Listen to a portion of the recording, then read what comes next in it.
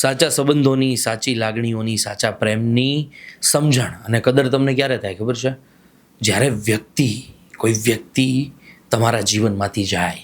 શરૂઆતમાં બધું બહુ સરસ લાગે કે કાંઈ નહીં, હવે ફ્રી, હવે આપણને કોઈ રોકવા ટોકવાવાળું કંઈ કહેવાવાળું નથી, આપણે આપણું જીવન ખૂબ જ સારી રીતે ગુજારીશું, મોજ કરીશું અને જીવનમાં ફરી પાછી કોઈ એવી વ્યક્તિ આવશે એની સાથે આપણે આમ જો સેટ થઈ જશું. તો આ બધો તમારો વહેમ છે.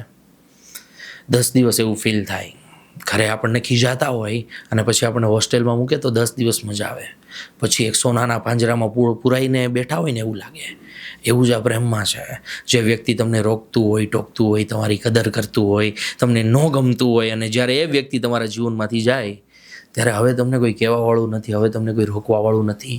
એ 5 દિવસ સારું લાગે, પછી કમી મહેસૂસ થાય એ વ્યક્તિની.